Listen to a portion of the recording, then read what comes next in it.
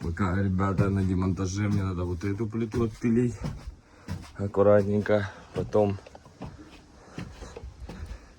нужно будет вот эту стену аккуратненько демонтировать, чтобы все не расшатать. Вот эту плиту отпиливаем.